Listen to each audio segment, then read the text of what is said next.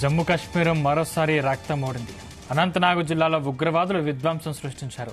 పహల్గాంలో పర్యాటకులపై దాడికి తెగబడ్డారు.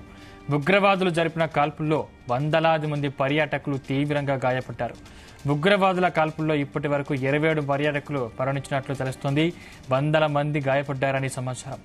అయితే మృతులపై ఆర్మీ వర్గాలు ఇంకా అధికారికంగా ప్రకటన చేయలేదు. మృతుల సంఖ్య మరింతగా పెరిగే అవకాశం ఉన్నట్లు సమాచారం.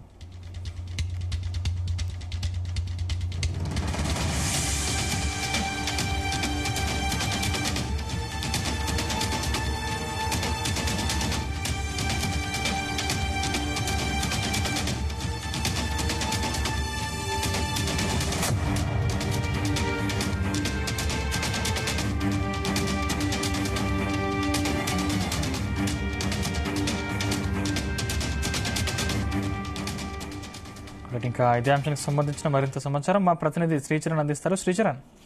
సందీప్, జమ్మూ కాశ్మీర్ లో మరోసారి ఉగ్రవాది దాడి జరిగింది. అనంతనాగ్ జిల్లాలోని పహల్గామ్ లో పర్యాటకులపై ఉగ్రవాదులు కాల్పులు జరిపారు. ఈ దాడిలో 3 పర్యాటకులు మృతి చెందారు. పక్కా వ్యూహం ప్రకారమే కాశ్మీర్ లో ఉగ్రవాదులు కాల్పులు జరిపారు.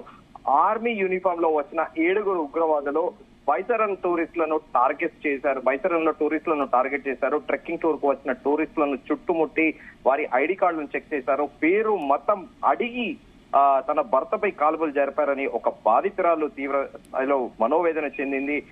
ఉగ్రవాదుల కాల్పుల్లో 3 ప్రాణాలు కోల్పోగా మరో 10 మంది పర్యాటకులు గాయపడ్డారు. వెంటనే సంఘటన స్థలానికి చేరుకున్న స్థానిక పోలీసులు, భద్రతా బలగాలు సహాయక చర్యలు చేపట్టి గాయపడిన వారిని చికిత్స కోసము ఆసుపత్రికి తరలించారు. అనంతరం ఉగ్రవాదుల కోసం ఘటన జరిగిన ప్రాంతాన్ని ఆధీనంలో తీసుకొని గాలింపు చర్యలు చేపట్టినట్లు కూడా పోలీసులు తెలిపారు. మనం రీసెంట్ టైమ్స్ లో కూడా చూస్తే 26 నవంబర్ 2008 అటాక్లు ఎవరైతే జరిగారో తుషార్ తోమర్ ని ఎప్పుడైతే ఎన్ఐఏ కస్టడీలో తీసుకొని అమెరికా నుండి ఇక్కడికి రప్పించడము, అప్పటి నుంచి కూడా కేంద్ర ఇంటెలిజెన్స్ బ్యూరో, వివిధ రాష్ట్రాల ఇంటెలిజెన్స్ బ్యూరోను కూడా ఎప్పటికప్పుడు అప్రమత్తం కూడా చేస్తూ వస్తుంది.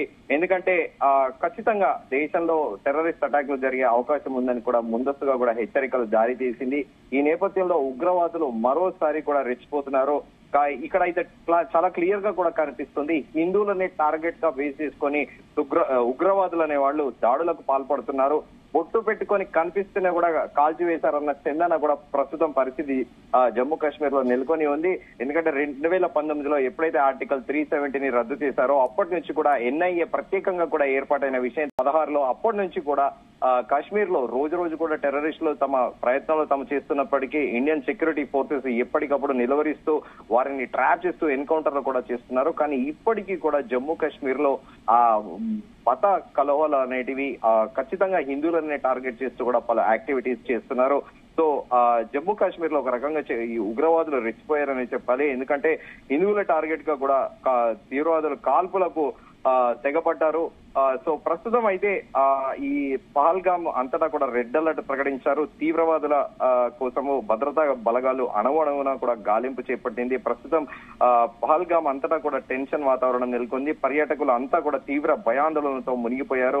పహల్గామ్ తో జమ్మూ కాశ్మీర్ అంతటా కూడా భద్రత కట్టుదిట్టం చేశారు జమ్మూ కాశ్మీర్ ముఖ్యమంత్రి. అయితే పహల్గామ్ మరణం వెనక లష్కరే తోయిబా హస్తం ఉన్నట్లు కూడా అనుమానాలు వ్యక్తమవుతున్నాయి. దాడిలో 10 మంది తీవ్రవాదులు పాల్గొన్నట్లు కూడా పోలీసులు చెబుతున్నారు. ఇందులో స్థానికులు 6 స్థానికులు కాగా మరో 4 విదేశీ తీవ్రవాదులుగా కూడా పోలీసులు గుర్తించారు. అత్యాధునిక ఆయుధాలతో కాల్పులకు తెగపట్టట్టు కూడా భద్రతా బలగాలు చెబుతున్నాయి. కొద్ది రోజుల క్రితం లష్కరే తోయిబా కమాండర్ అబూ ముసా జమ్మూ కాశ్మీర్ పై పాకిస్తాన్ లో భారీ ర్యాలీ నిర్వహించాడు. జమ్మూ కాశ్మీర్ లో భారత్ ప్రభుత్వము స్థానికేతరులకు నివాస స్థలాలను కూడా జారీ చేస్తుండడం, దీనిని అడ్డుకోవడానికి దాడులకు తెగబడాలని కూడా పిలుపునిచ్చాడు. అబూ ముసా పిలుపునిచ్చిన కొద్ది రోజులకే ఈ ఘటన జరగడం కూడా ఇప్పుడు సంచలనాత్మకంగా మారింది. పహల్గామ్ ఉగ్రవాదిని ప్రధాని మోదీ సహా అందరూ తీవ్రంగా కూడా ఈ పహల్గామ్ ఉగ్రవాద దాడిని ప్రధాని మోదీ సహా అందరూ కూడా తీవ్రంగా ఖండిస్తున్నారు. అమిత్ షా మరి కొద్దిసేపట్లోనే శ్రీనగర్ వెళ్లే అవకాశం ఉన్నట్లు కూడా తెలుస్తోంది. కేంద్ర మంత్రి ఇప్పటికే తీవ్రవాదులను మట్టపెట్టేందుకు స్పెషల్ టీం కూడా రంగంలో దిగినట్లు కూడా తెలుస్తోంది. పుల్వామా దాడి ఘటన తర్వాత ఇంత పెద్ద అటాక్ జరగడం ఇదే మొదటిసారి. పహల్గామ్ ఆ ఘటన దేశమంతా కూడా నిర్ఘాంతపోయింది. ఉగ్రవాద దాడిని నిరసిస్తూ దేశవ్యాప్తంగా ఆందోళన కూడా చేపడుతున్నారు. ఎప్పుడైతే జమ్మూ కాశ్మీర్ లో ఆర్టికల్ 370 రద్దు తర్వాత కూడా అందరూ కూడా ఇప్పుడిప్పుడే అక్కడ ఊపిరి పీల్చుకుంటున్నారు. ఎందుకంటే టెర్రరిజం అనేది ఒక బిజినెస్ లా తయారైపోయింది. ఎందుకంటే అనుక్షణం కూడా ఇండియాలో ఒక అన్సర్టనిటీ క్రియేట్ చేయడం, అశాంతిని నెలకొల్పోవడము, తద్వారా ఒక బిజినెస్ కి కూడా పాల్పడుతున్నారు. జిహాద్ అనే పేరిట యువకులని, స్థానిక జమ్మూ కాశ్మీర్ యువకులని రెచ్చగొట్టి వాళ్ళని పాకిస్తాన్ తీసుకెళ్లి లష్కరే తోయిబా గానీ అలాగే మిగతా తీవ్రవాద సంస్థలు వాళ్ళకి బ్రెయిన్ వాష్ చేసి వాళ్ళని ట్రైన్ చేస్తూ నిరంతరం కూడా భారతదేశం పైన విషం కక్కడము, అలాగే హిందువులను టార్గెట్ చేస్తూనే ఎప్పుడు కూడా వాళ్ళు బ్రెయిన్ వాష్ చేస్తూ ఉంటారు. మనం చూసాం కొద్ది ఏళ్ల కిందట బాలాకోట్ లో ఎయిర్ స్ట్రైక్స్ కానీ, బాలాకోట్ లో మన ఇండియన్ ఆర్మీ వాళ్ళు వెళ్లి తీవ్రవాద స్థలాలను కూడా ధ్వంసం చేసిన విషయం తెలిసిందే. సో అప్పటి నుంచి కూడా కాస్త తీవ్రవాదం అనేది మునుపడిలా లేకుండా కాస్త తగ్గుతూ వచ్చినప్పటికీ ఎప్పటికప్పుడు కూడా భద్రతా దళాలు ఎన్ఐఏ టీం కూడా జమ్మూ కాశ్మీర్ లో ఎప్పుడు కూడా ఒక నిఘా వేసి ఉంచుతున్నారు. ఏ టెర్రరిస్ట్ కూడా మారు వేషంలో వచ్చినా కూడా పట్టుకుంటున్నారు.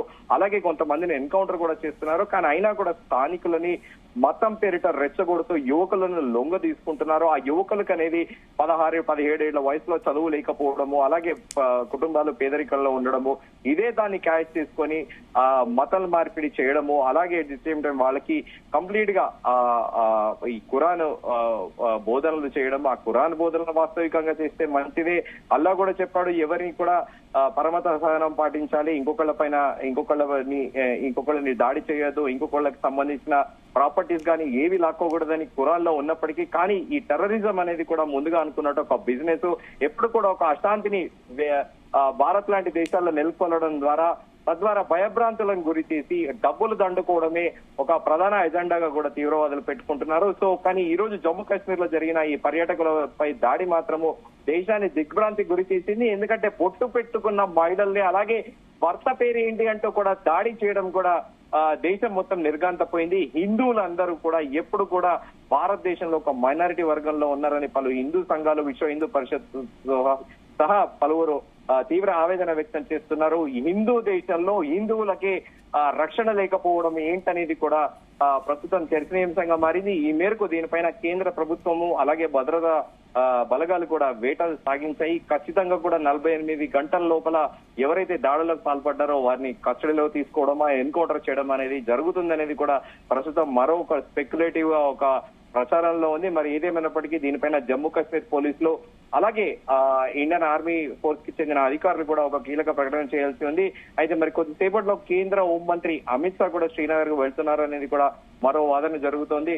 సో ఏదేమైనప్పటికీ ఈ రోజు ఒక్కసారిగా దేశం మరోసారి ఉలిక్కి పడింది. 2019 తర్వాత కాశ్మీర్ అనేది ఒక పర్యాటక ప్రాంతంగా మారింది. చాలా మంది స్వేచ్ఛగా దాదాపు ఇండియాకి స్వాతంత్రం వచ్చాక ఎన్నో ఏళ్లుగా కూడా జమ్మూ కాశ్మీర్ వెళ్ళాలి అంటే భయపడేవారు. కానీ 6 ఏళ్లలో దాదాపు 5 సంవత్సరాల పాటు అందరూ స్వేచ్ఛగా జమ్మూ కాశ్మీర్ లో ఆ లేక్లలో సందర్శించడము, అలాగే జమ్మూ కాశ్మీర్ లో ఉన్న ప్రతి ఒక్క ప్రాంతాన్ని జమ్మూ కాశ్మీర్ ని ఇండియన్ స్విట్జర్లాండ్ గా కూడా అభివర్ణిస్తారు. హిమాచల్ ప్రదేశ్, షిమ్లా అలాగే జమ్మూ కాశ్మీర్ ఇండియన్ స్విట్జర్లాండ్ గా అభివర్ణిస్తారు.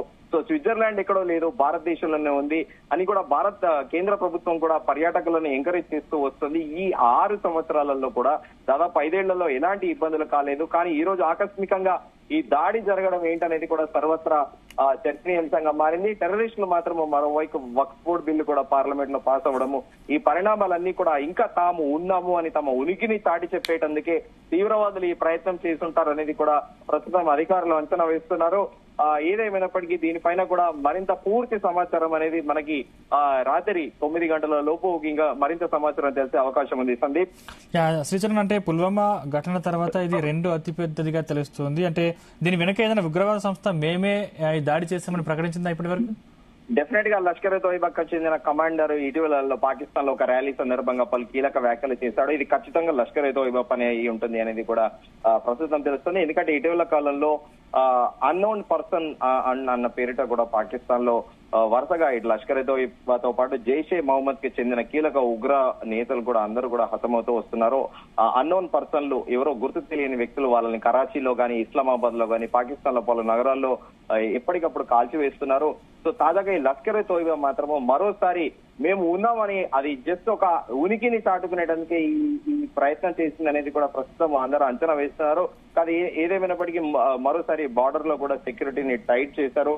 ఎందుకంటే ఈ ఆధునిక యుగంలో ఇప్పటికే డ్రోన్స్ కానీ ఆర్టిఫిషియల్ ఇంటెలిజెన్స్ తో కానీ అలాగే ఇండియన్ ఆర్మీలో ప్రత్యేకంగా స్నైపర్లు కూడా బార్డర్ లో ఎప్పటికప్పుడు మానిటర్ చేస్తూ ఉంటారు ఉగ్రవాద కదలికల్ని. అలాగే శాటిలైట్ ఇమేజెస్ ద్వారా కూడా ఎప్పటికప్పుడు కూడా భద్రతా దళాలు అంచనాలు కూడా వేస్తూ ఉంటాయి, నిత్యం మానిటర్ చేస్తుంటాయి. కానీ ఈ రోజు జరిగిన దాడిలో మాత్రం ఖచ్చితంగా స్థానికుల సహాయంతోనే ఈ ఉగ్రవాదులు దాడి చేశారనేది చాలా క్లియర్ గా తెలుస్తుంది. ఎందుకంటే పాల్గొన్న వారు స్థానికులు 5 జమ్మూ కాశ్మీర్ కి చెందిన వ్యక్తులే ఉండడము, దీని వెనకాల ముందుగా అనుకున్నట్టు మనం ఖచ్చితంగా స్థానికులను రెచ్చగొట్టడము, మీ జమ్మూ కాశ్మీర్ లో మీ స్వాతంత్రాన్ని భారత ప్రభుత్వం తీసుకుంది అని వాళ్ళని బ్రెయిన్ వాష్ చేయడము, అలాగే మీరు పవిత్ర యుద్ధంలో పాల్గొంటే స్వర్గంలో వెళ్లి సుఖాలు అనుభవిస్తారని ఆ యువకులకు బ్రెయిన్ వాష్ చేయడమే తరచుగా ఇది జమ్మూ కాశ్మీర్ లో జరుగుతోంది. సో ఈ సిమిలర్ గా ఇలా బ్రెయిన్ వాష్ చేసే యువకుల్ని ఇంకా స్టిల్ కూడా ఈ టెర్రరిస్ట్ ఆర్గనైజేషన్ లో అట్రాక్ట్ చేస్తున్న పరిస్థితి అయితే నెలకొని ఉంది. Sandeep, thank you Sricharan.